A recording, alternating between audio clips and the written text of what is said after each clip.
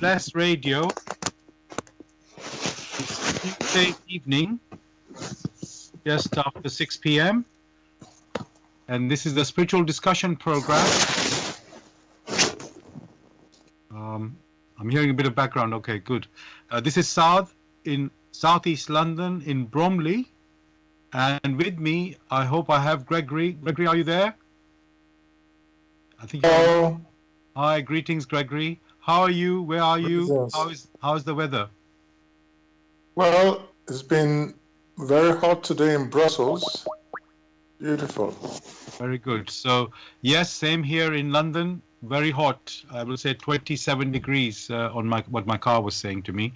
I didn't check the report, but yeah, quite hot and very nice, sunny, bright weather. So, welcome, listeners. Tonight's show is the spiritual discussion program. The aim of the show is to introduce you to the spiritual knowledge in the light of truth, the Grail Message by Abdrusheen. And as usual, we have a new topic each week. The topic for discussion tonight is forgive and forget. Forgive and forget. This is very topical at the moment in the news. We will talk about it in a moment, but this is very topical, as I say. You can join in the discussion with any questions or comments. The number to contact us on our UK number, it is 079 39 641 958. You can call, text, or use WhatsApp. And if you're outside of UK, it is 0044 79 39 641 958. Again, you can call, text, or use WhatsApp. And just to give you how we chose the topic tonight, as I said, this is very topical at the moment. There are two big stories at the moment.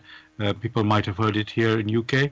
Basically, there's a young cricketer who just made his debut, Ollie Robinson, and he's 27 years old. And somehow his old tweets from 8 years ago, when he was 18 or 19 years old, were revealed, which were racist and sexist. And it was very embarrassing for him and for even England Cricket Board, the governing body of England cricket team.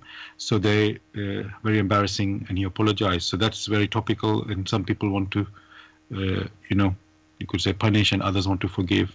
So that's one point. And the other one is there's a prisoner who's been sentenced for life, and he's served 33 years in prison so far. His name is I've forgotten his name right now, and he was convicted for murdering two teenage girls, 15-year-old girls, raping and murdering them. So, and he's been allowed to be released. It's only been announced, he hasn't been released yet. He's Colin Pitchforth. I've just found the name, Colin Pitchforth. So this, as I say, is very topical, this thing. And of course, also in general, everybody has issues in life with forgiveness. So hopefully we can discuss those things tonight. I'm going to begin with, what is the Grail Message? The Grail Message, in the Light of Truth, by Abdrusheen, is a spiritual knowledge of life. It offers an explanation of the world, a picture of creation on the basis of natural laws. Its lectures contain valuable basic elements as a help in life. For through the knowledge mediated, the readers again brought closer to life and led back to God. The Grail Message deals with important fundamental questions of life by explaining in a clear and logical way the automatic working of the laws of nature, the whole weaving of creation, allowing every process to be recognized and thereby the purpose of our whole life. It is directed at the individual and speaks to the innate experiences of the human being, their strengths and weaknesses. Thus, every reader has the opportunity to discover through the intuitive perception if what is stated is the truth. Combining with matter-of-fact reasoning, a complete world picture arises, where there is no separation between the visible world and the great world beyond the five senses. Nor any separation between scientific and religious striving for knowledge. I'd like to give you a couple of quotes from the author of the Grail Message, Akrushin. The hearer and reader of my lectures should always work within himself, keenly probing and building bridges from one lecture to the other, as well as out into the great and small world happenings. Only then will he be able to understand the Grail Message and find that it gradually shapes itself into one complete whole, without leaving any gaps. Again and again, in all the happenings, the reader will come back to the basic features. He can explain everything without having to change even one single sentence.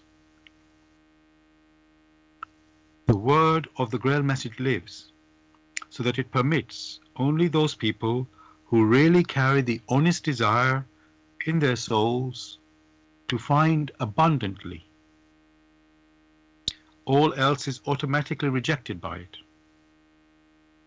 For the arrogant and those who seek superficially, the message will remain the book with 7 seals. And I'd like to give you one more quote from the author. I wish to fill the gaps which have so far always remained unanswered in the souls of men, and which never leave any serious thinker in peace if he earnestly seeks for the truth. So, dear listeners, just to remind you, the topic we're discussing tonight is forgive and forget. You are welcome to join in the discussion with any questions or comments.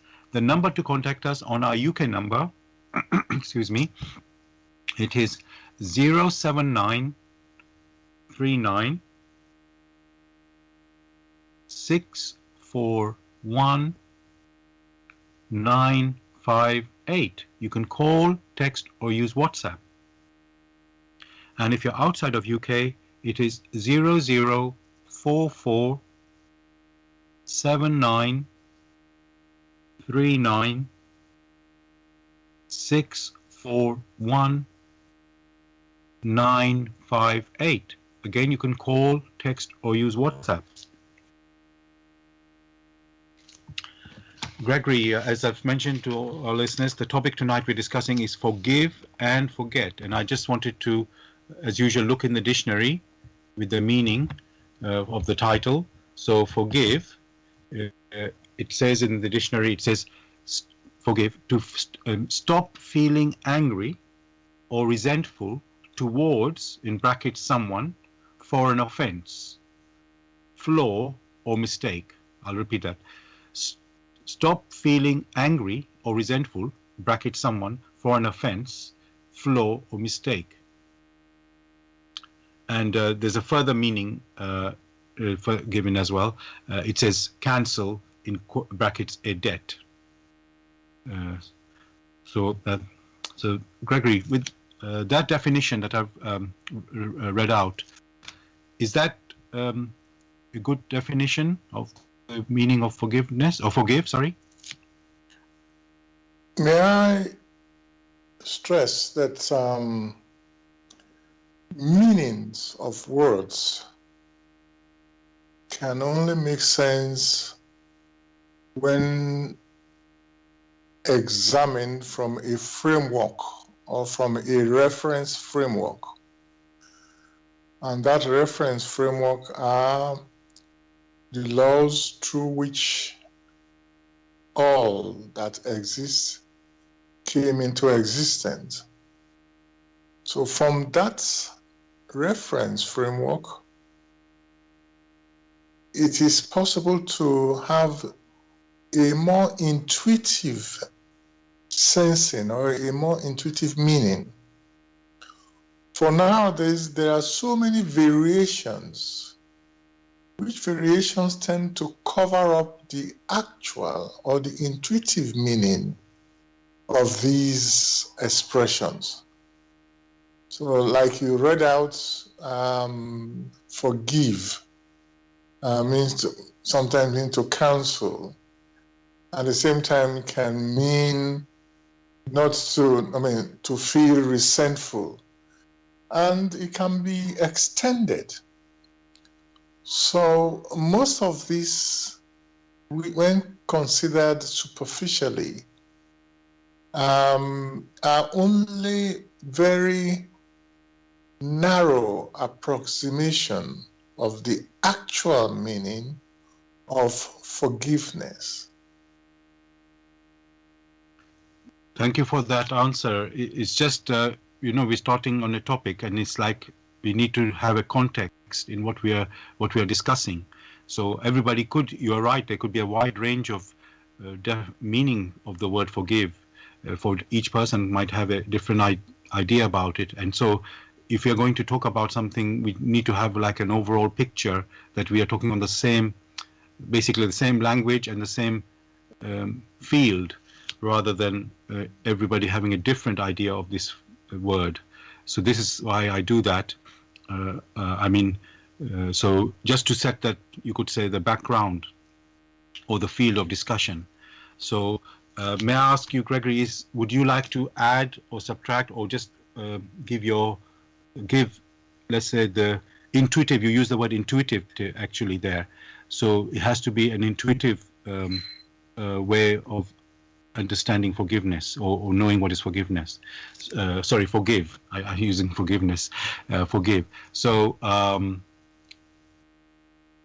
is there some definition which would be intuitive, Gregory? Or how would we, I don't want to make it too, What one was considering when one mentioned that there is a framework of forgiveness, first one must consider what lies behind, or what is the motive of forgiveness. If some happening had not occurred, then one would not talk about forgiveness. If there is a happening, which happening happened to have, in quotes, offended another, it means, therefore, that a thread must have been tied. It means, therefore, that something in that happening must have sowed a seed, which seed becomes like a thread which holds one down. And therefore, to forgive is basically to ensure that that particular thread, which tends to hold one down, that nutrients are not supplied to it.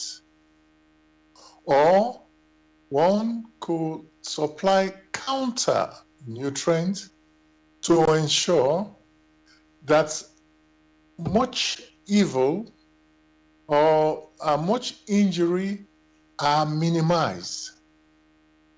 So what is being discussed here is there is a thread, which thread holds one down, that thread must have happened when an action took place. To be able to ensure that thread does not cause much harm, one has to act in such a way that counter threads or counter motives are put in place, like a sponge which will wipe clean that which had been done which is not right in accordance with the laws of creation. So from that concept, one can have a fairly clear picture where forgiveness lies. It does not lie in superficiality or intellectuality, but it lies more or less in one's intuition. Thank you, Gregory, for your answer. You've covered a lot in that answer. And in fact, like I said, there's some things happening in the news in the last few days, which are giving us plenty of food for thought in our discussion for tonight. And what you have said, I would like to pick through all of those things, through what you have said, by relating it to some of these stories that we are hearing in the news. So I think if I pick one of them and give this story, then we can sort of explore it more deeply. So the story I would like to talk about is this young England player. Actually, he's 27 years old, but let's say on the day of his debut of this, when he started his first game for England, somehow it came out that he had made some racist and sexist tweets 8 years ago when he was 18 or 19 years old, which came out to be very, very embarrassing. They were quite abusive, actually, and it necessitated him to make an apology. And in fact, the whole England team got together to show unity, that they're not for this sort of statements and words. And then the other people, let's say, got involved in the debate, if I can use that expression there. Some were, let's say, we should forget what happened 8 years ago. Others saying, and then he was a teenager then, 19, 18 years old.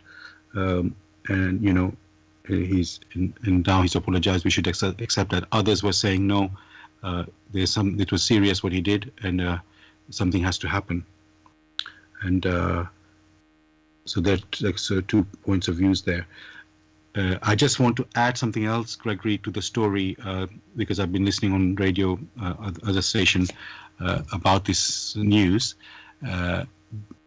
And let's say something, another cricketer player did in another country, where he tampered with the cricket ball, and basically cheating. He was also a teenager, 18, 19 years of age. I can't remember exactly the age. And he was caught for that. And he had to pay a heavy price for being banned to play cricket for some years. I think it's 7 years. I can't remember exactly. And in this time, he was made to sort of talk.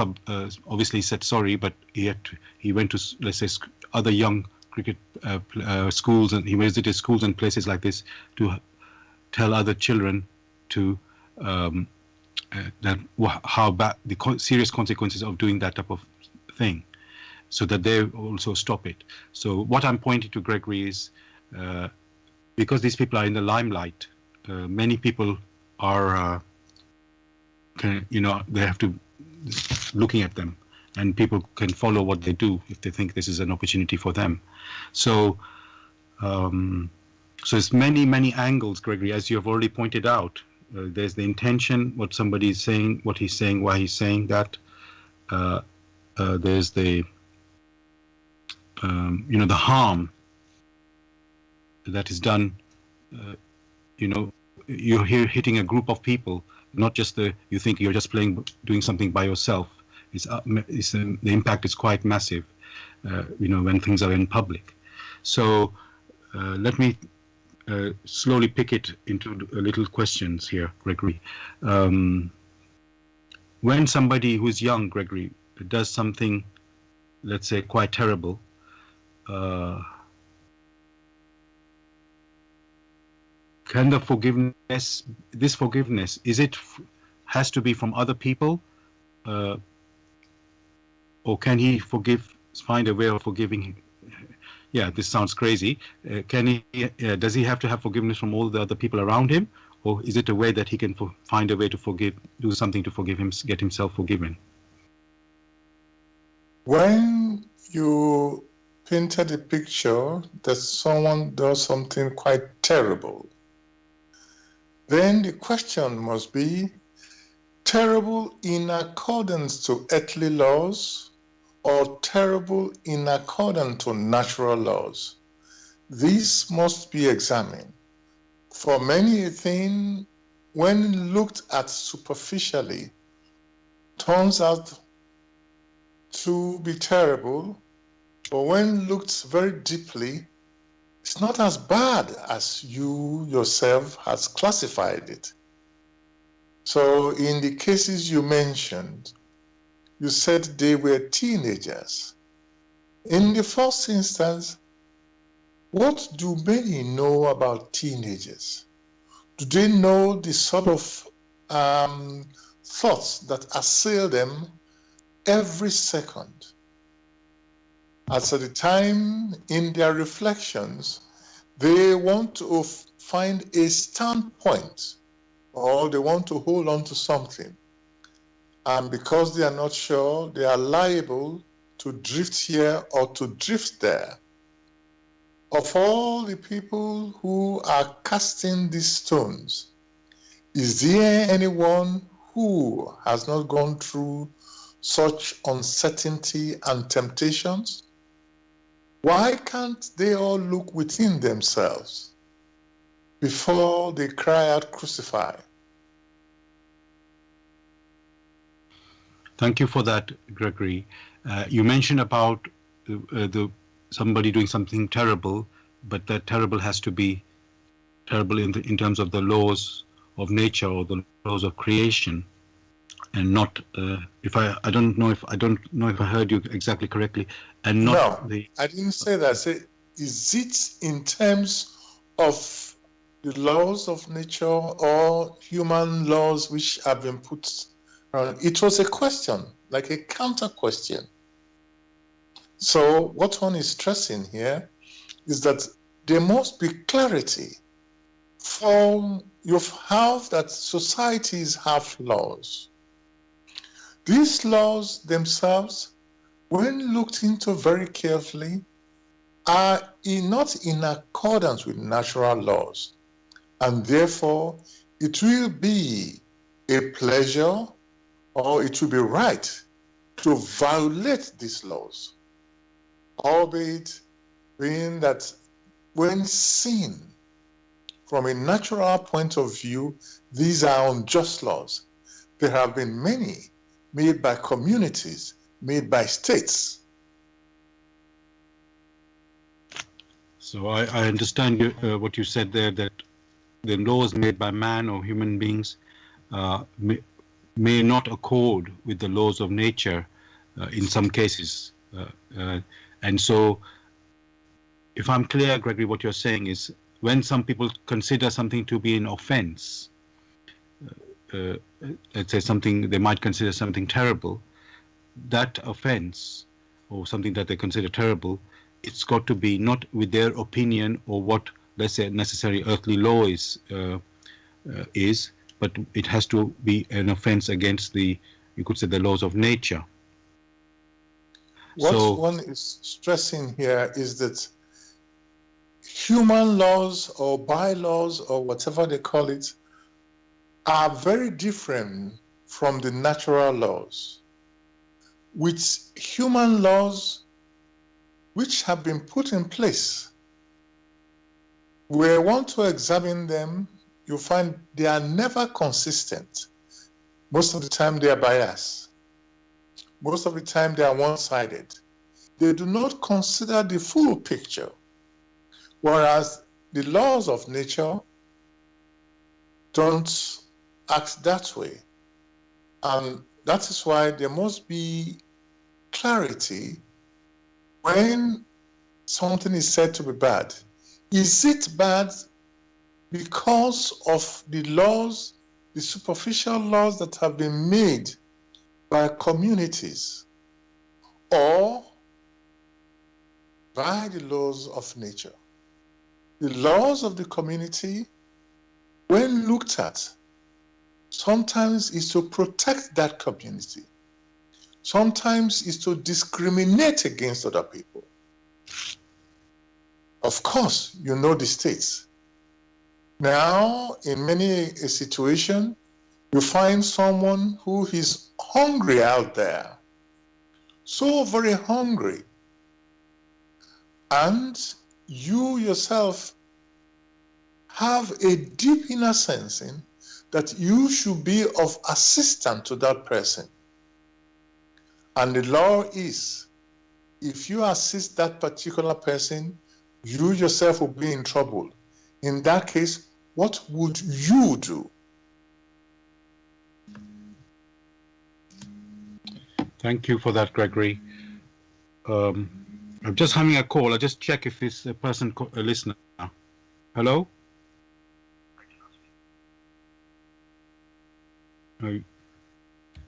Hello?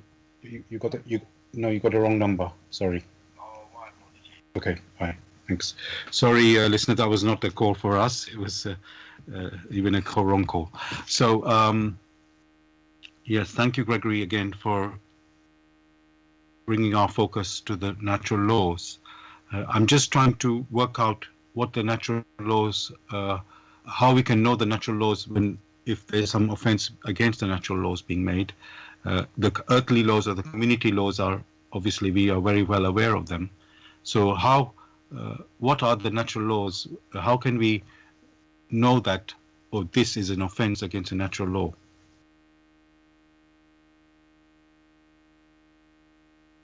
In many occasions, one asks this question as if the laws of nature are foreign concepts, which concepts we don't already know.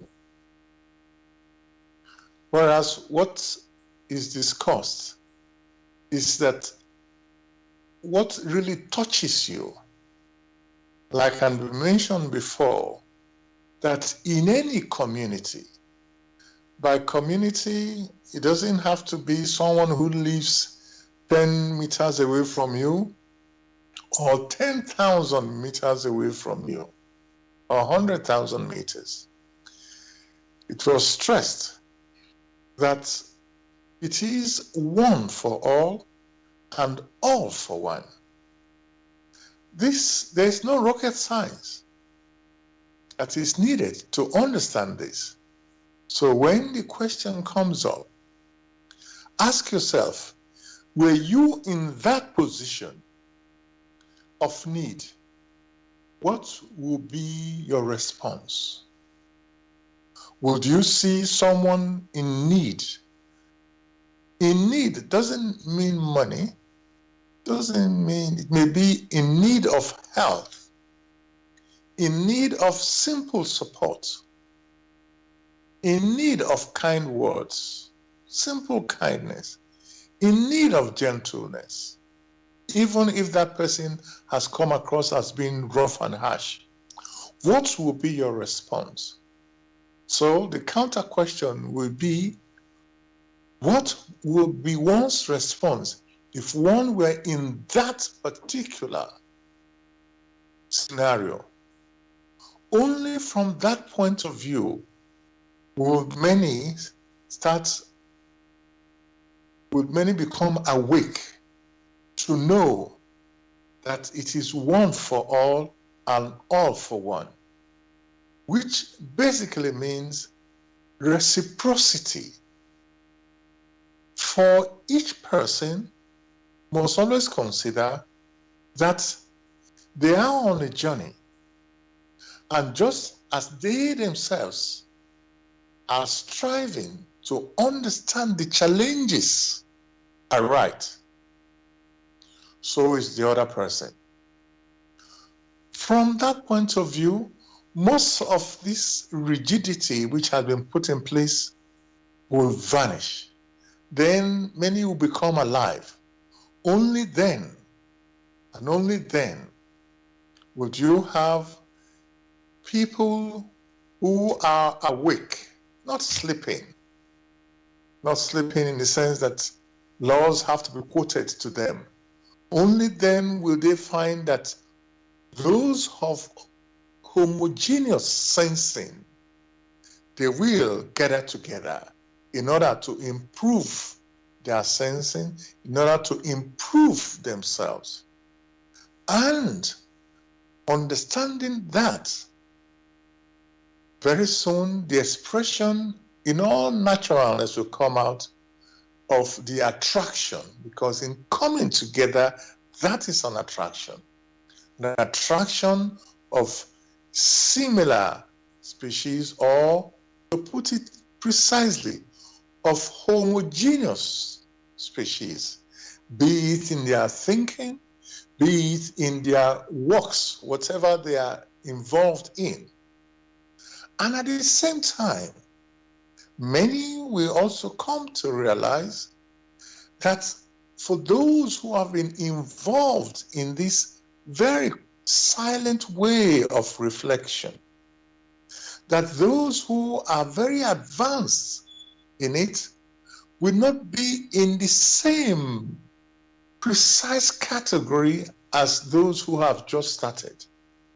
Then it will be like a gradation that one is higher than the other.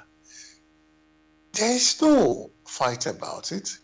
It's only natural that those people, in quotes, to bring it to normal football, for those who have been playing for some time, who have more experience, will stand out more than those who have just started. So there will be no unnecessary, aggro, trying to force yourself into where you do not belong. Then that's, in quotes, gravitation will come into being, starting from one simple level into another. In such a way, one will find that what is being referred now as natural laws are only natural because it cannot be otherwise. What you do not yet have, you have to gradually to build up to it. And that as you live, whatever you put in, the efforts you put in will bring you results. It means you have to try again and again. Then it becomes very natural. Therefore, one becomes a bit wiser, knowing fully well that that particular person who at their level had done something which is not right must have done it not out of wisdom, but out of stupidity, out of lack of wisdom, just like they themselves at one time or the other had acted out of stupidity. And from that point of view, then fellow feelings will arise. Then forgiveness becomes natural. Such people only need to be rebuked. Look, we know what you did. Don't do it again. Get on with your life. Again, thank you, Gregory, for your answer there in, again, expanding the topic that, let's say, we may have been looking at in a very narrow way. You brought in that, natural is something we should already be aware of, like automatically, and something, rather than something, you're looking at something from the outside, or this is what it is, like you're studying something. It's actually there already all the time, and it should be natural, like you say. It should already be within us to know this. So thank you for bringing that point out. And the wider thing that looking at rather than, oh, this is what the person did. There is more that can, rather than just getting the gun out to say, okay, no, now you have to pay for that. You can show some love, you could say, to, that this can happen. And so now what can be done about this, not rather than, shoot everybody down. So thank you for that. I have a question from a listener. But before I do that, I bring that up, I just want to tell listeners, you're listening to Bless Radio. It's the Tuesday evening spiritual discussion program from 6 p.m. to 8 p.m. UK time. The aim of the show is to introduce you to the spiritual knowledge in the light of truth, the Grail Message by Abrushi. And if you are interested in knowing about the Grail Message or want to get a copy of the Grail Message for yourself, you can go to this website, which is www.grailmessage.com. I'll spell that. www.grail, Grail, message, MESSAGE.com. And the topic we're discussing tonight is forgive and forget. You're welcome to join us with any questions or comments. The number to contact us on our UK number, it is 07939 641 958. You can call, text, or use WhatsApp. And if you're outside of UK, it is 0044 79 39 641 958. Again, you can call, text, or use WhatsApp. And just to add that we are broadcasting on Bless Radio 1, the number 1.com, Bless Radio 1, the number 1.com. Also on YouTube, you can go to youtube.com and then type in the search box Bless Radio 1, the number 1, then space live stream. That's one word. So it's Bless Radio, the number 1, and then space live stream to listen to the live show. And if our shows are recorded, you can listen to the recording of the show also on YouTube. Go to youtube.com and type in the search box Bless Radio 1, the number 1, space Grail Message, and then the topic of the show, which tonight is forgive and forget. And the recording is normally available the next day after the show. So, Gregory, I received a question from a listener, and the listener saying, Saad, what about the laws of God? When this young man said what he said, this is of course the cricketer we mentioned earlier, did he not go against the law of God by being sexist and racist? So I think they just want us to make it specific, Gregory. So just to repeat the question, what about the laws of God? When this young man said what he said, did he not go against the laws of God, the law of God, by being sexist and racist? It's a good question, and one must try to elucidate what the laws of the Almighty, what they are. Strictly expressed, the laws of the Almighty are expressed here in the world of matter as the natural laws or the laws of nature. On a wider scale,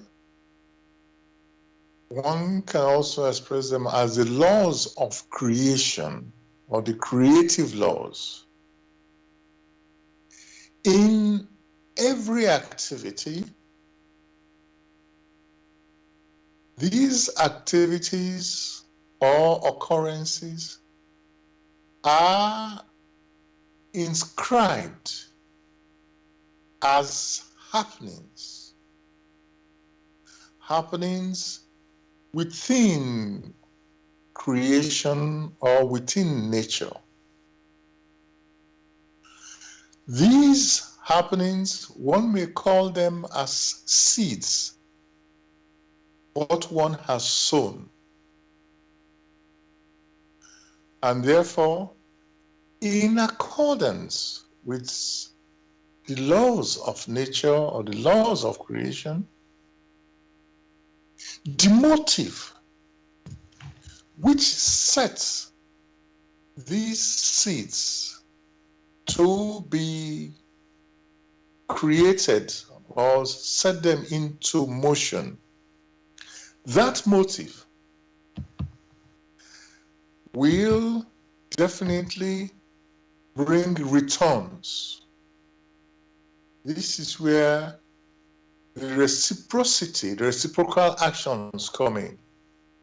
And therefore, the reciprocal actions that has arisen from the motive of that particular activity, he or she who set them into motion will receive here or hereafter. As to when he or she will have to receive them, all depends on the severity, the purity of his or her motives. So, as many will find, it is said that vengeance is mine, I will repay, which basically means the laws which have been hewn into creation, one of it being that of reciprocity, will return to that particular person what he or she has put into creation. But come to look at it, many a time we hear all these things about sexism, racism. That particular personality could have, in one life, been from a different race, and now from the current race. And what you find, because of the human immaturity, many, because they consider themselves special, they consider that they know so much, they look down on others. So when one hears such, it's best most of the time to overlook it. For were that particular individual matured enough, he himself or herself will know that whether that person is a man or a woman from this race or from that race, we are all here to get matured. And strictly speaking, those who know, who understand, who have been privileged, have not been privileged for nothing. They are only granted an opportunity at their position to show examples. So it is they who, through their statements, that have failed. What do you say to those who have not passed through their statements? For many, you feel sorry for them. For many, it's just a pity. Facts should be established. And the earthly laws are so varied as to what needs to be said or to be done to that. But do not forget, in many communities, it is only fair to establish the facts. And for those who were present, to acknowledge the facts and mere a simple remorse at what one had done within that community For many communities, they accept it. And that which would have caused so much punishment within the community is forgiven. That is a different community. And these are responded to in different ways.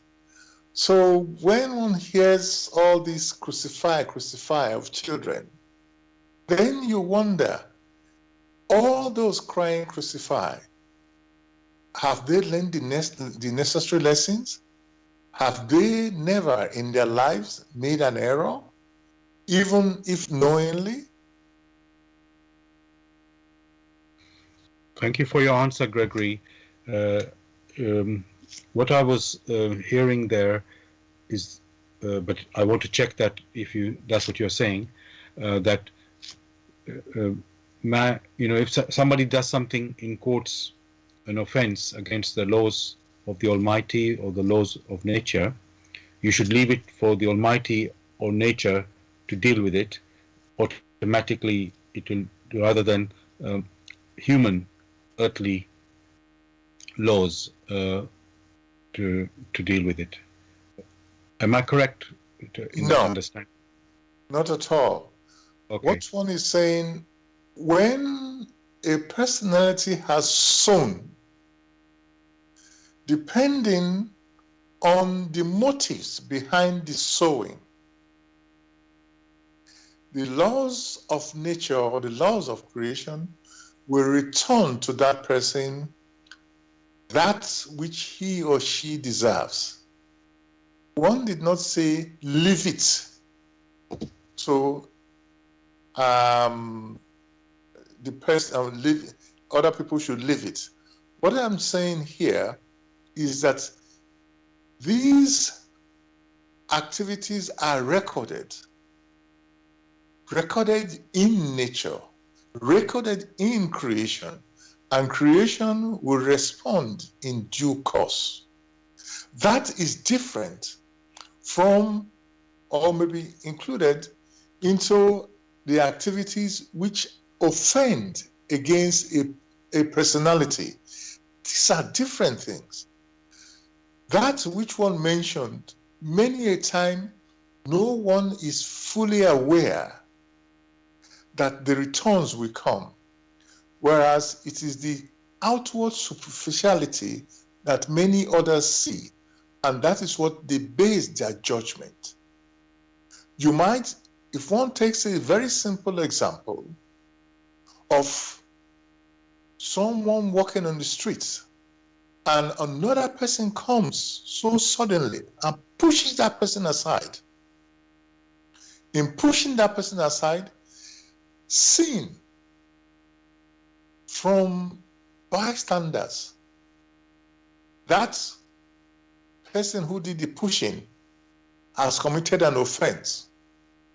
Even if that person who committed the offense may not be able to explain, but only later to find that there was a hurtling vehicle coming, and had that person not been pushed away, that person would have been a goner, as many would say. What is stressed here, before anyone passes a judgment, let them become more intuitive. Only from deep intuition can one make statements. For even with the police, many a time in their investigation, they search for the motives. It is the motives that should first be looked into if any judgment must be passed. Thank you for that, Gregory.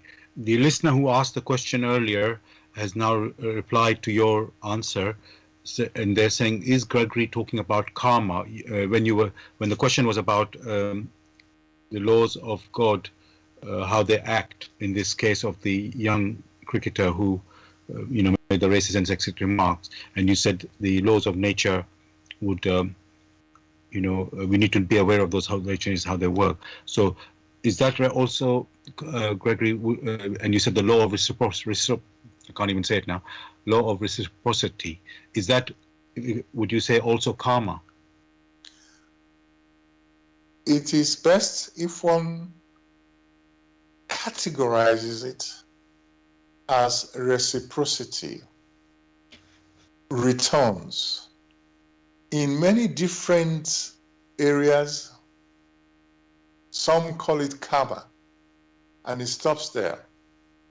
But the deep explanation is not followed through. Therefore, one knows whether it's in the arts or the sciences or in life. There are reciprocities.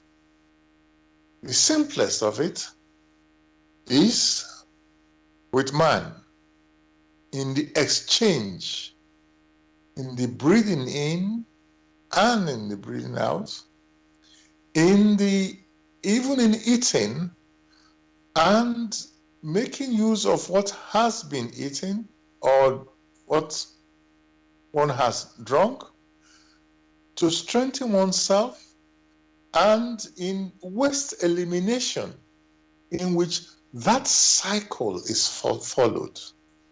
So you find such cyclic patterns both in physical and non-physical activities. For many who wish to trap it within a given area, they refer to it as karma, returns. But that which is now categorized as returns, as you all know, with categories there are structures. Structures which may not be visible to the physical eye or to the immediate senses, but the structures are there. If one strives to go in there, these are what one refers to as natural phenomena. So whether one calls it karma or not, it has always been there. But how one perceives it depends on the particular personality, their inner maturity, their closeness to nature itself. By closeness to nature, one is not saying one needs to go out into the wilderness. Far from it.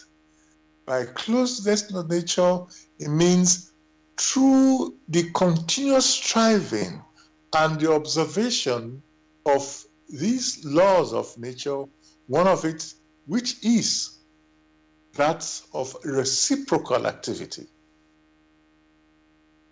Again, Gregory, thank you for that. Again, what you're doing, I can see, is building and building the picture of how we can say, you can coming to appreciate the activity of these laws of nature as something.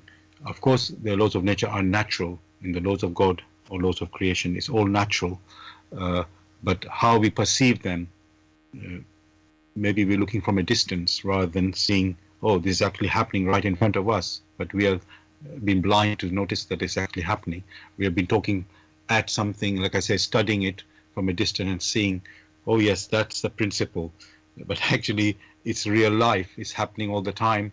But we are just so ignorant, unaware, and not really, therefore, not appreciating how you could, like we said, take for granted. But it's, in fact, in this case, you're not even taking for granted because you're not even aware of it. So it's like we need to wake up that this is how the world works, and and really appreciate it for what it actually is going on here. So yes, you can give labels karma, you can give labels even like laws of creation or laws of nature or whatever word, or laws of the Almighty. But really, the real thing is to be consciously aware of them, that it's like a real thing happening rather than a theoretical or potential, something like that.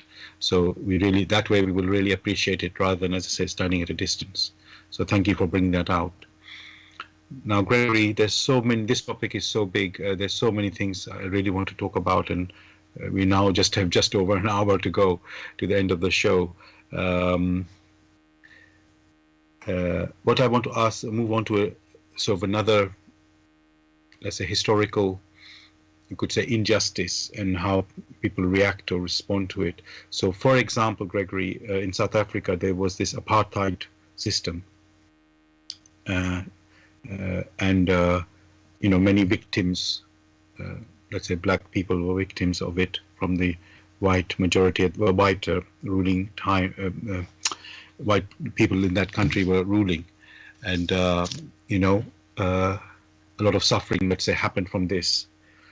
And then, as we know, through Nelson Mandela, the revolution took place, if you can say it that way, and a new time came.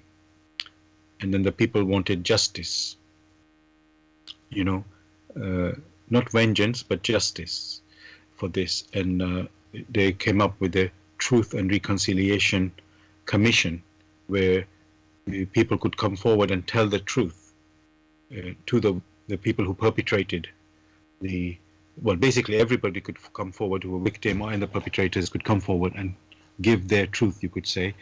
And then the people who, there would not be a prosecution of these perpetrators, but it would result in, by admitting the truth, because some things were not admitted, they were, yes, just denied or just not talked about, and now they would be admitted, and then the victims and the families of the victims would hear it, and it would be a completion for them.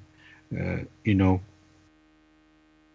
think I must admit I can't remember if they apologized in this, because it was called Truth and Reconciliation, so I'm not quite sure if they had to apologize as part of this activity, but it seems to have worked, that it has been accepted, and the people have not had to be prosecuted for whatever crimes and injustices that they did, and the victims or the families of the victims, because I'm sure some people died apart from just suffering injuries, those people felt, yes, we are now I don't know if the word satisfied is the right word, but they were now accepting that okay, this is now we can say, yes, it has now been declared, this has happened. So my question, Gregory, from that is, and of course all of these are human activities, Gregory. Nature might be, nature's laws or the laws of nature will be, doing their role, but it's the humans who are interacting in these processes, in this history, you could say. So, and it's like they need their own, I could say, satisfaction for peace, to have peace within themselves. So the question I want to ask, Gregory, when human beings suffer injustices by their own doings, within their community, you could say, would it be for that peace, and you could say redemption, if that is, for acceptance, you could say acceptance of this, let's say, crimes, is it sufficient for that people to just declare that what they did and tell the truth, basically, or should there be some other consequence of, I'll just say, I will leave it like this. Again, thanks for these type of questions, and one will strive to look into it within the context of the laws of creation, one may call the divine laws or the laws of nature. It is good first to establish the facts as seen from an intellectual point of view. These facts need to be established.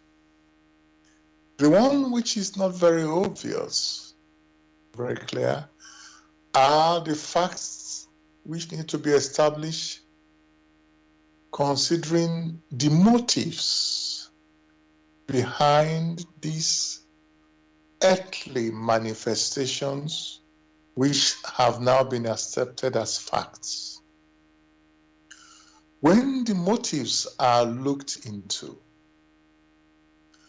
and the earthly manifestations are also considered, many a person had to suffer from the consequences of not only the motives, but also the earthly manifestations. There are many that might have passed on due to the consequences of that which had been perpetrated. And therefore, when looked at from a non-earthly point of view, or from a more intuitive point of view, currents there were, which currents were corrosive. Those currents only came through those who perpetrated these activities. And if redemption, forgiveness is to be considered at all, they themselves who put these into creation must first find a way deeply within them to provide countercurrent which would be supportive of those whose have been adversely affected by their activities. In such a way, they will build a rampart about themselves, such that when the returns come, they may be weakened. For through their inner preparedness, by supporting those whom they have already caused to go through so much suffering, not only externally, but also internally, by doing many things which will make the density, the likes of density which perpetrated such atrocities, by going through such, they would come to purify themselves. And it's not an easy road. It's a road of deep sacrifice. That means they have to focus on it. So it doesn't suffice for someone to come and say, oh, I'm sorry, all right, intellectually, and goes off and is accepted. Therefore, there is much for many a person to redeem within themselves.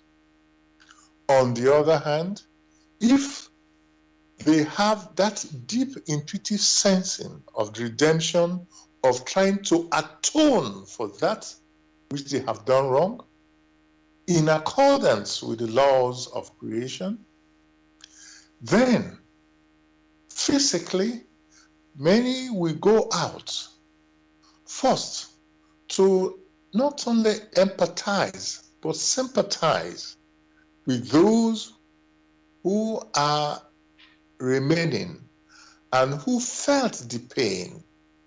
Even those who have passed on will sense, one way or the other, the genuineness of this person wishing to atone.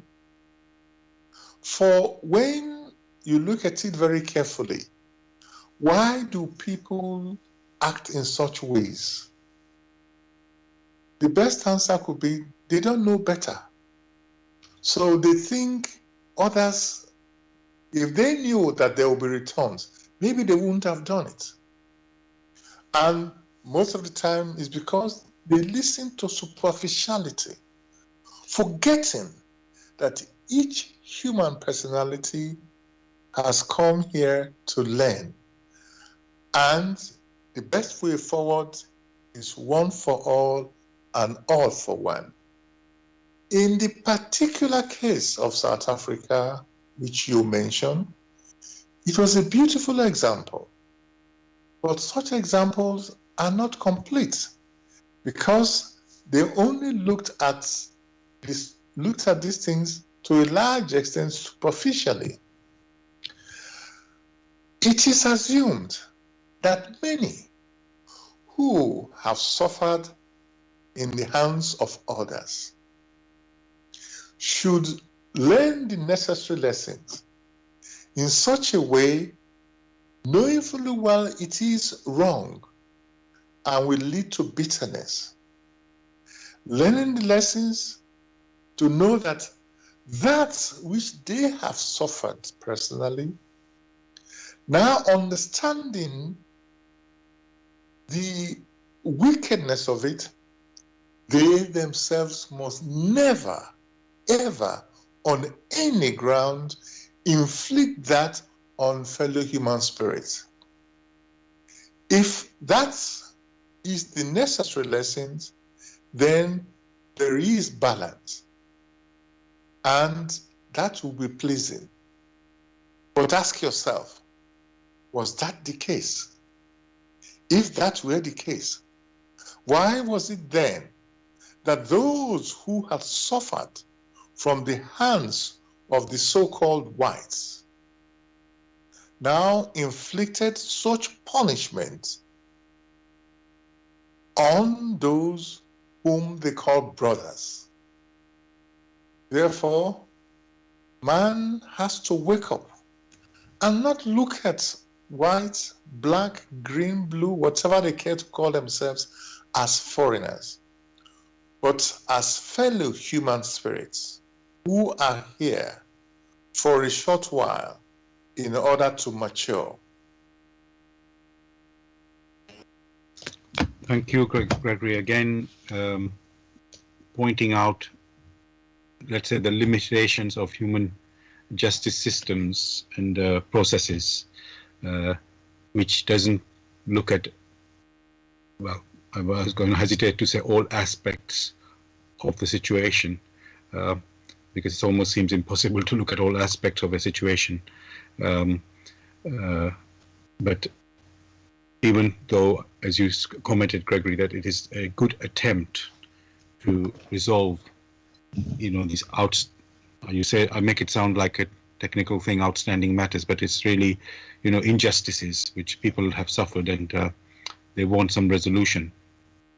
And you could say that was an attempt made towards it. It may not be perfect, but it worked towards it. And if people become aware that that's what it is, then again, it is a progress. So thank you for that. Dear listeners, you're listening to Bless Radio. It's a Tuesday evening spiritual discussion program from 6 p.m. to 8 p.m. UK time. The aim of the show is to introduce you to the spiritual knowledge in the light of truth, the Grail Message by Abdushin. If you are interested in knowing more about the Grail Message or want to get a copy of the Grail Message, you can go to this website, which is www.grailmessage.com. I'll spell that. It's www.grail, Grail, message, MESSAGE.com. And the topic we're discussing tonight is forgive and forget. Forgive and forget. You are welcome to join us with any questions or comments. The number to contact us on our UK number, it is 079 39 641 958. You can call, text, or use WhatsApp. And if you're outside of UK, it is 0044 79 39 641 958. Again, you can call, text, or use WhatsApp. And we are broadcasting on Bless Radio 1, the number 1.com. Bless Radio 1, the number 1.com. Also on YouTube. Go to youtube.com, type in the search box, Bless Radio 1, the number 1, space live stream. And you can listen to the recording of the show, which is the next day. Go to youtube.com and then type in the search box, Bless Radio 1, the number 1, space Grail Message, and then space the topic of the show, which tonight is Forgive and Forget. And of course, you can listen to the previous shows as well. Gregory, the listener again, who's been in touch with us earlier, has come back again, and they have said, just come back to the point, sorry.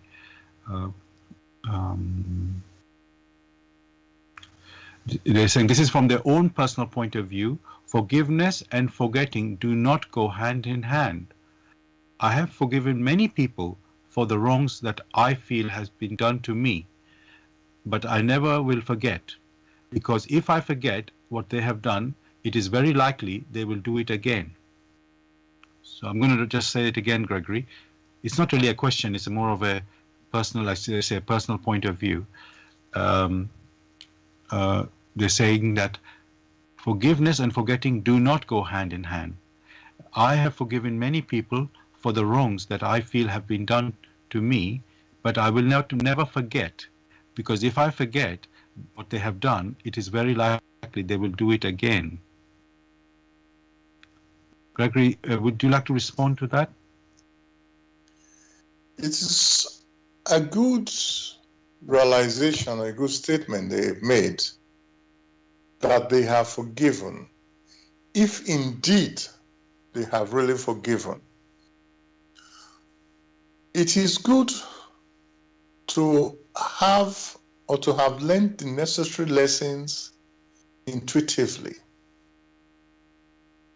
For the real forgiveness lies within the spirit, within one's intuition.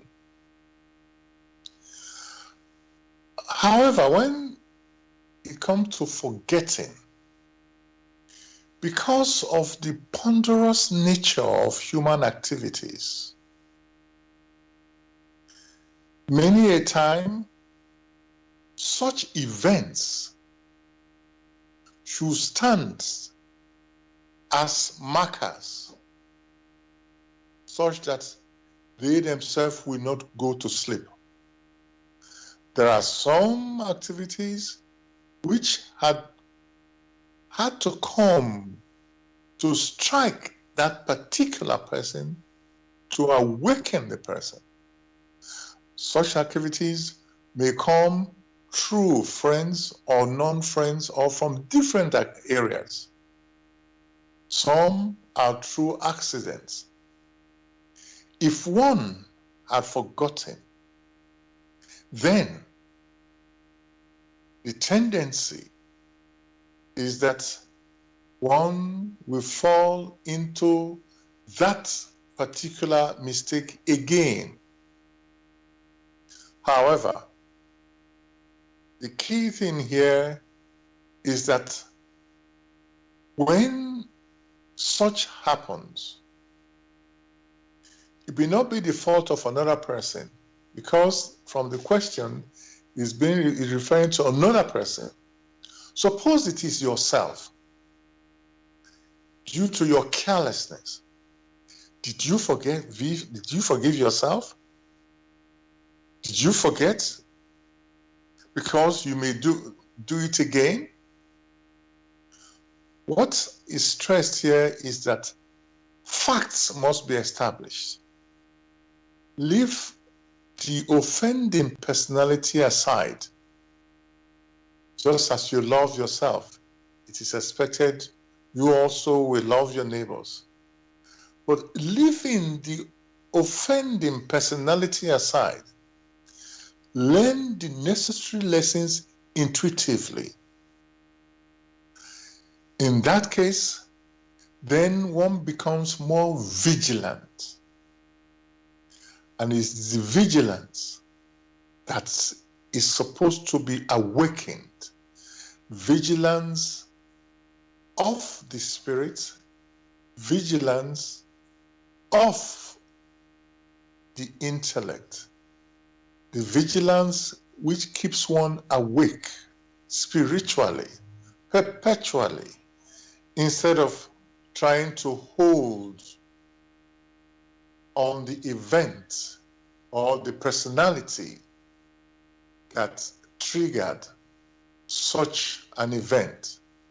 For do not forget, even your personal carelessness would have triggered such an event. Did you forgive yourself? Is the question you should ask yourself. Not to talk of something being triggered by another. If that person happened to be your child, so little, are you now saying because you forgave the child the first time and it happened again, maybe a toddler? Therefore, vigilance is called in. What all these events, joyful events or events not so joyful, all this wrap on the human personality, calling for vigilance to learn, to be awake. For to be awake is the best defense that a human spirit can hold within itself. Thank you for that again, Gregory. What you're pointing to is, I'm actually losing my thread, but what you're pointing to is that basically, yes, let's say the main message in what you have said there is put yourself in the situation which you are looking at the other person at. So we can be very easily judgmental when it comes to looking at another person from our point of view. That's what is, this is how they are, and this is guilty, and they need to be getting a punishment for that, and so on. But if you were in this situation, that you did that crime, let's call it a crime, then how would you like it if somebody was thinking like this about you, what you are thinking about them now? So how would you deal with it? How would you like it if you were in this, if you had done that crime? So I think this is a very brilliant way to, as Jesus said, do unto your neighbor as thyself. So it really, let's say the best way is to put yourself in that situation. Yes, you're looking at somebody else doing something, but say you were doing that, how would you see it? And then immediately, most likely it'll be a different way you will react than, accusing or punishing or whatever words, would come out of us, judgmental word, let's say, condemnatory words or condemnation that we make. We might think it differently if we were in doing that. So thank you for bringing that out. There's something I want to say about the forget, Gregory, as well. Something very common we know, let's say somebody has committed a crime and the court has convicted them, they go to prison or whatever is the punishment for that crime, and then they serve that sentence, and then they're released, or we just come and complete it, and then it's still on their record that they have done something in the past, and there's a conviction on their record.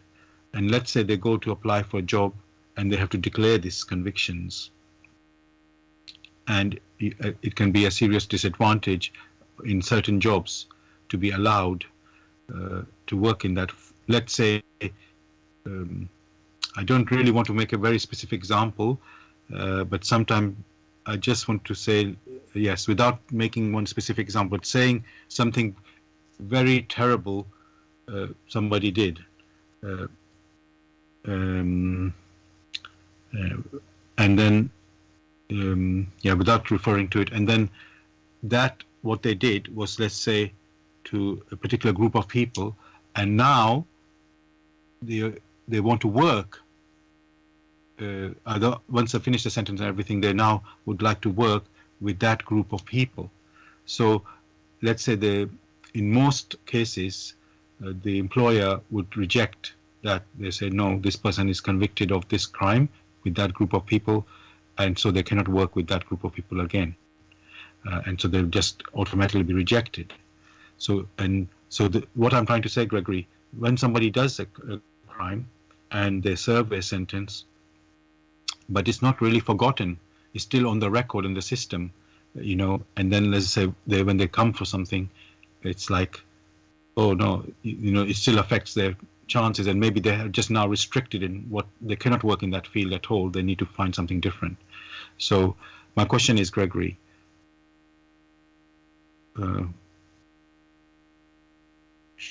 can you forget that somebody? Is it really possible that you should forget that what somebody did once they have served that sentence? One must make a clear distinction between earthly laws and creation laws.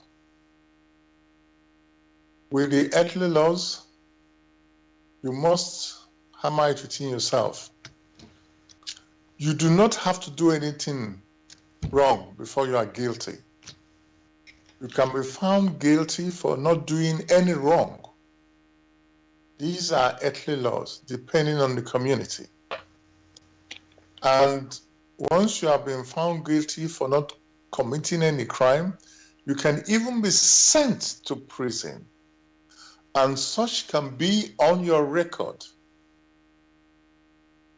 And when you are then out, you can be prevented from making any meaningful living. So basically, earthly laws must be separated from divine laws or laws of creation or laws of nature. When it is said, forget, that word forget doesn't, or the expression forget is not the right expression for such a scenario. A better expression would be to have learned intuitively the necessary lessons. For when the necessary lessons from one's activities in the past have been learned, it will stamp itself into one's intuition. And with that, it is that which one will now use in one's day-to-day interaction with whatever challenges that come their way. That is likely to be a better expression. For, strictly speaking, it is the intellect that forgets. Whatever has had an impact on one's intuition or one's spirit is not forgotten. It is only utilized for learning the necessary lessons and then knowing how to pursue one's paths in the future. So when many, like you have been trying to do, try to compare earthly, in quotes, justice or injustice to creation laws of justice, you find that they are not one and the same thing. For someone who had been, in quotes, to prison, and in that person's personal reflection has come to admit that indeed that which they had done had not been beneficial, not only to them personally, but to others. They have caused so much havoc and harm to their fellow men, and in their quiet reflections feel the need to make atonement and has asked for help. Such leave the prison as people who are reformed deep within themselves. They are reformed personalities. But don't forget, there are others who have not been there, who do whatever they like, and are able to find ways of getting around, not going to prison. The idea or the notion initially of this, in quotes, prison was more of that of a seclusion where the personality is granted enough time for self-reflection to understand the harm which had been done to fellow human personality or to the environment. But as it turns out, that is very different. For what has now happened, the communities or the authorities which make provision for this institution turn out to inflict more harm on that personality than the harm the personality has inflicted on others. For there are cases where someone who had stood on the wrong spot and for that reason had been sent to prison, which prison, in getting to prison, now is subjected to such tortures. Or some had been taken because of their faith and subjected to torture. These are questions which many a community, many a country, or mankind as a whole must answer for themselves. Thank you again, Gregory, for your answer there. Again, showing us that we really need to see the broad picture and in assessing things, and not. There's some. If I were to point out, actually, there's, as you say, earthly justice, and then there's the. I'm going to use the word natural justice of the laws of nature, laws of creation, and they're not one and the same, as you say. The earthly one looking at, you can say, intellectual things, or superficial things even, whatever they can see with the eye, and yet there's things which are behind, things which are not open to the eye, which are not being looked at by these laws, earthly laws. So this really, I would say, a very big point for us to be aware of that there's two things that we are. Two aspects we need to be about that need to be aware of. That yes, one is limited because it only looks at only this angle, and then there's the natural laws which cover all the angles, if I can say that way, which we are not even aware of that. So it just changes the whole scenario if somebody's seen to be guilty when actually they're innocent. So and then we judge them or whatever we do based on that earthly visions or views of these things. So yes, thank you for that. Dear listeners, you're listening to Bless Radio. It's the Tuesday night spiritual discussion program from 6 p.m. to 8 p.m. UK time. The aim of the show is to introduce you to the spiritual knowledge in the light of truth, the Grail Message by Abdushin.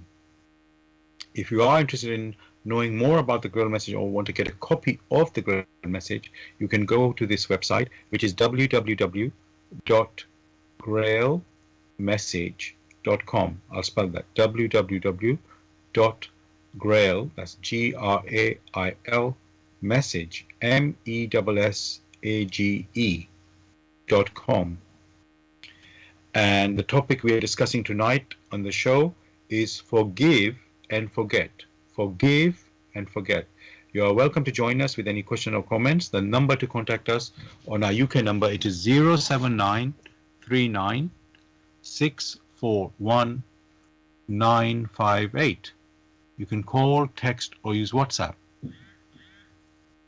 And if you're outside of UK, it is 0044 79 39 641 958.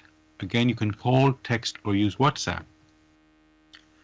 And we're broadcasting on Bless Radio 1, that's the number 1, blessradio1.com. Also on YouTube, you could go to youtube.com and then type in the search box Bless Radio 1, the number 1, space live stream to listen live. And you can listen to the recording of the show, which is the next day, also on YouTube. Go to youtube.com and type in the search box Bless Radio 1, the number 1, space Grail Message, space the topic of the show, which tonight is forgive and forget. And of course, you can listen to our previous shows there as well.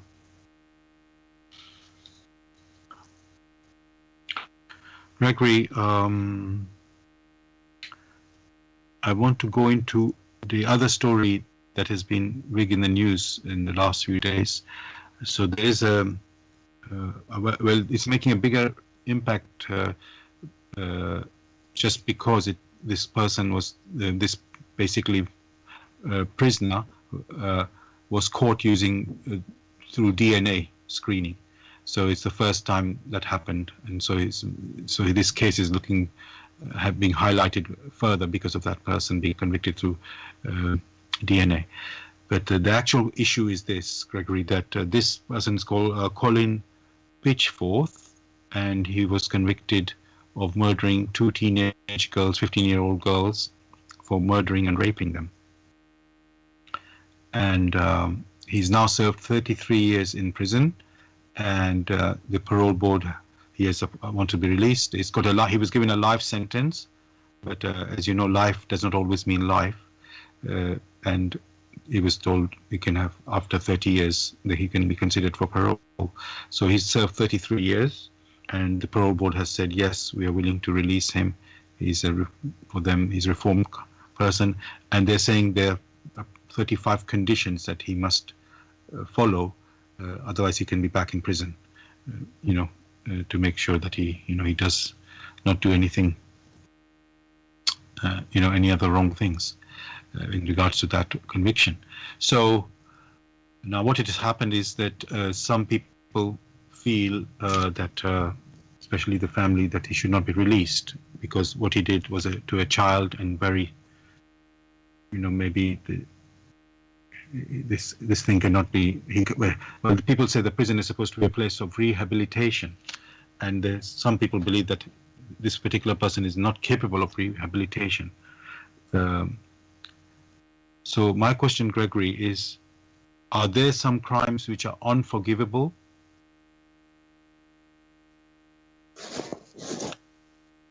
Very good question. Are there crimes which are unforgivable? When it is said unforgivable, then it means there are crimes or wrongdoings which cannot be rectified. The first thing is, how does one consider such a crime? When one finds that even the case, the crime against one who committed no crime, but a crime was inflicted on that particular personality. And yet, that particular personality asked for forgiveness asked for a pardon on those who inflicted such punishment, unjustified punishment, on himself. Then ask yourself, are there crimes which are unforgivable? Of course, they may well be crimes. They become unforgivable when the perpetrator of such an activity does not purify itself. By purifying oneself means does not come to understand that which he himself or herself has inflicted on others and makes atonement. Once atonement is implemented, then the laws of creation, the laws of nature is such that that particular personality is as good as new. Consider a very terrible scenario where a personality is granted access to understand the rules. Which rules is to guide a people to better understanding. And yet, that personality haven't written these laws on stone, but on coming down to seeing the people that he himself had to lead, shattered these stones. One might say that, oh, these people were not worth it. At the same time, the laws of creation that had guided this particular personality to be able to receive these laws, and yet at the same time knows of the unworthiness of these particular people, yet granted the opportunity for these laws to be written down, these rules, and yet him who is supposed to know better shattered the laws. You ask yourself, is that forgivable? At the same time, each person must ask themselves, those who beat their chests and assume that all is well with them, if indeed that is the case, have they reflected how through their ignorance, even in their thoughts, they had let down themselves, they have let down the guard to protect them by not issuing thoughts which tend to bind them to lowly things? Many a thing which is seen intellectually as unforgivable, but when viewed from a spiritual standpoint, may require a lot from the perpetrator to be able to set itself free. That which man considers is sin and unforgivable in accordance to their own limitation is different from what the will of the Almighty, which will itself is justice, had to mete out in such a way as to permit him or her who has inflicted such damage to permit him or her a path for self-redemption. So it all lies within the laws of creation, which laws of creation are what one may refer to as the will of the Almighty, which, strictly speaking, when one had done that which is unworthy, is a violation of these laws. Yet, the opportunities for atonement is granted by these same laws, such that such a human personality may not be lost.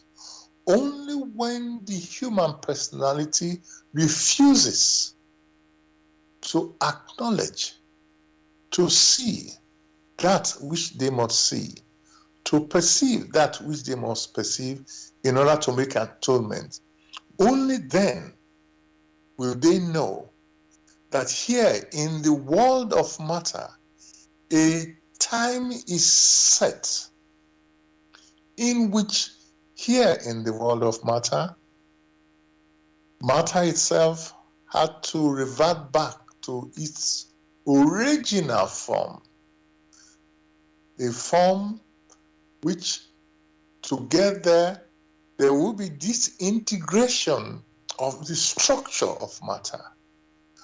And if a human personality has not purified or redeemed itself within that period, then it runs the risk of being dragged along in that disintegration of matter.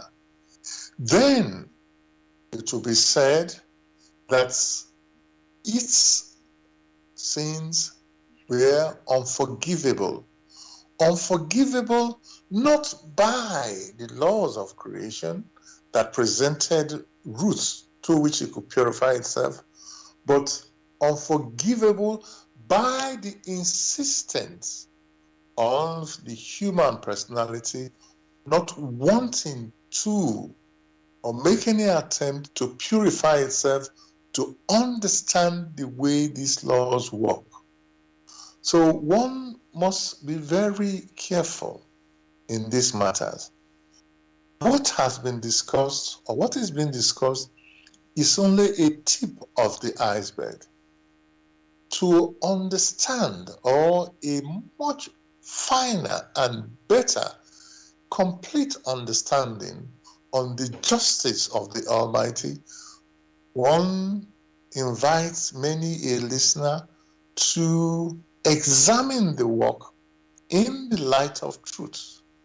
For there is light, and there is truth. The truth itself must be examined. The light itself must also be examined. In that process, one gains the necessary wisdom, the necessary knowledge, and strengthens oneself. Thank you so much again for your answer, Gregory. Another thing, I mean, there's so much you said there, but I just want to put a little bit another angle on what that last question was about. Let's say man does a crime, and then in the earthly laws they're given a sentence, whatever it is, a prison, whatever. And in this TV show, they were discussing that, you know, it is said that prison is meant to be a place of rehabilitation and so on, but it doesn't seem to work because more and more people are going to prison and the sentences are getting longer, and still crimes are still happening. And there was another thing, Gregory, from what you were saying just now. I'm going to say, does the punishment fit the crime? Because if the person, as you say, if it's about rehabilitation and it's not working, the people are still doing that. Making the longer sentence doesn't make any difference. It doesn't stop anything. Then I started to think, okay, so the person even saying prison is not the right sentence for this crime even. And then you have here talked about atonement. So you start thinking, okay, just going back to the earlier story about the cricketer. I gave another story of this Pakistani young cricketer, teenager, who was doing ball tampering, and he was caught and he had to do 7 years ban. And I can't remember exactly how long, but it was a long ban. And in this time, he was going to schools or wherever, talking about how bad this ball tampering is, and like he was atoning for his, let's put sin in quotes. It's a small, in terms of earthly sins, is very tiny compared to what we know that happens in the world. But in any case, this is what he did in quotes to atone for his crime. He didn't just get the ban; he actually had to do something, let's say, positive, to give the message that this is not a good idea, this is not how you should be doing things, and just giving warning to people. So spreading this message that it's not a good idea. And so it's like the ban, which you could equate in quotes like a prison, was there was something further than that needed to take place, the atonement. So an atonement is like help. Sorry? Yes. Go on. Did you say atonement? Yes, that there needs to be atonement. Any atonement which does not spring from one's intuition is a waste of time. It's self-deception. So the atonement one was referring to is that which has sprung from deep within one's spirit, not the cover which many so-called legal luminary advises one to do. So one can go about and saying all sort of things that, oh, well, one is struggling or is striving to atone, whereas that does not spring from one's intuition, then it is useless. And therefore, it will bring no real atonement, but only on the superficial level to satisfy the intellectual concept of justice that people have put in place, which is very similar to many a murderer that have been released, and they say, oh, yes, they are showing atonement, and given an opportunity, they do it 10 times worse. That has happened many times. So, and there are records to that. Yes. So, any atonement which does not spring from deep within the human spirit is no atonement at all. Thank you for bringing that up. I did actually have that also in mind, that yes, somebody could go through the motions, you can say, of being a good prisoner, doing so-called good deeds because he volunteered to do that, or he or she agreed to, did this and this. But as you say, it could be all intellectually calculated plan of getting out of that prison, as quickly as he can. So, of course, if it's not from deep within, and if it's, in other words, it's not a genuine atonement, and he just satisfies the earthly regulations, and then through the earthly regulations he gets freed, and then of course he goes back to what he was doing before, and nothing has changed. So you are right. We must always be alert and aware that is that real change, atonement from within, or is it something, let's say, earthly calculated, something earthly calculated? So yes, thank you for highlighting that, the crucial, that this is really something very clear that we need to be aware, to know what is the situation here. Is it a earthly sort of deception, or actual real inner change? So thank you for that.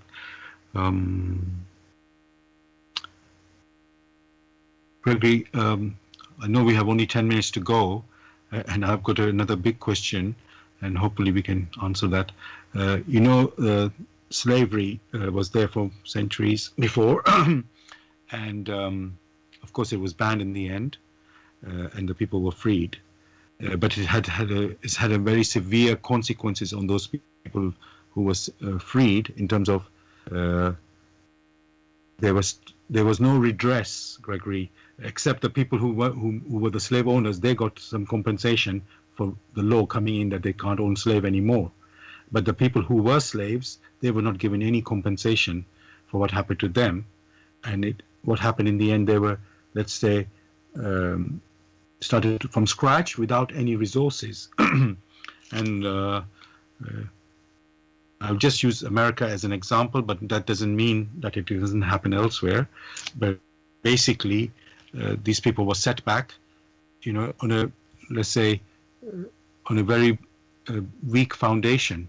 And so they were not able to achieve, compared to the other members of their community or the people around, in terms of, let's say, I know it's earthly success, let's say education, work, and so on, but it had, and this is what I'm saying is, Gregory, something happened and it had a very long-term impact, which is still hundreds of years later, still happening. Of course, the same, in this time, different people have been born and died, but the impact of it is so severe, you can say. And my question on that, Gregory, is when something like that happens, should there be, like, what sort of redress should be there? Should there be some compensation? People have said there should have been reparations, because let's say in terms of when it happens in war, the victor demands reparations from the loser, and then that's how they and I'm not, in that one we're not talking about if the victor is justified, but that's what seems to happen. One is a weaker, one is stronger. So what we know, Gregory, if somebody is weaker, it's very hard to sort of flourish, if I can say like this. So should there be, Gregory, when somebody has suffered seriously, for, let's say, many years, a group of people in this case, should there be like a compensation or redress, a proper redress for that? Because it's setting the whole future of that group of people in a very weak situation. First, the concept of slavery must be understood. And before one talks about redress, and in a different concept altogether. In the first instance, only a personality who is a slave within himself will want to hold many a person as a slave.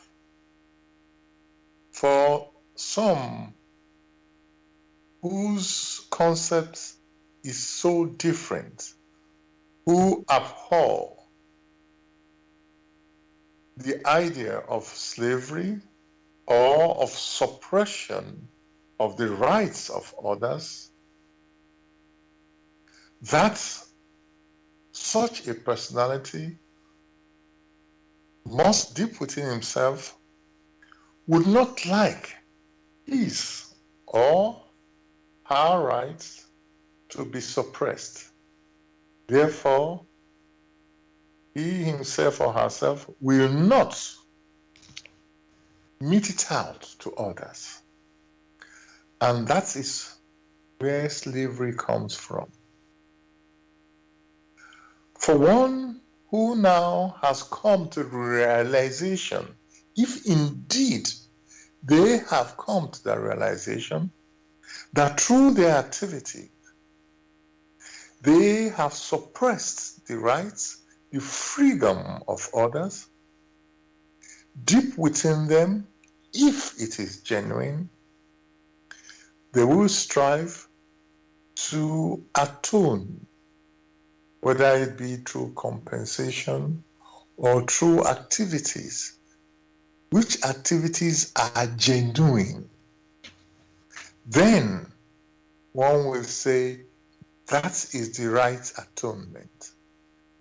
The right atonement such that such never come up again, because they themselves have seen or have come to realize it is not right. That is on one hand. On the other hand, those whose rights have been suppressed and have gone through slavery and have had to suffer terribly should quickly have learned the lessons that having received such blows in their hearts, in their souls, in their spirits, they would have learned the necessary lessons never, ever to mete out such to other human spirits who, like themselves, are striving to make a living, and that which is genuine should come out of them, not wanting to avenge themselves on many others, as you will find. Many who have gone through these particular events and very terrible in that matter, in the revolt deep within themselves, want to inflict it on others. So there are lessons to be learned on all sides. Which lessons will be genuine when it springs up from deep within the soul? Only at that point can one say there will be freedom. Freedom at last, not sham freedom, which only guarantees what one refers to as intellectual freedom, where people can hide behind the law and commit all sorts of atrocities and go scot-free.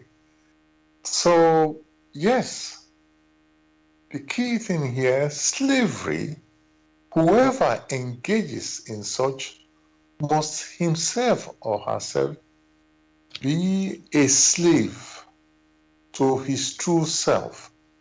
He is unable to express himself, and that expression is what he or she has forcefully inflicted upon others.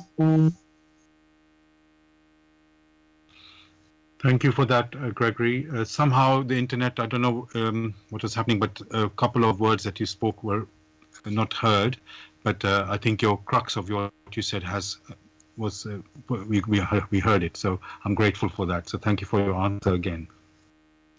We've come to the end of the show, listeners. I hope you enjoyed the discussion about forgive and forget.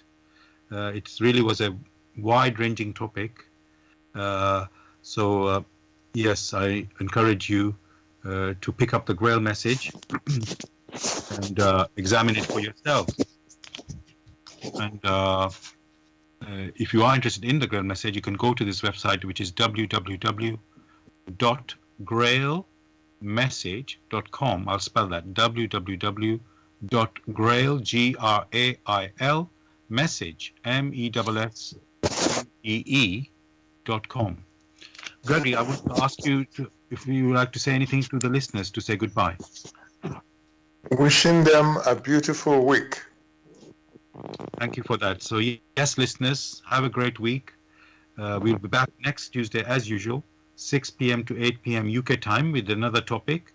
I wish you all a great week again. God bless. Take care. All the best.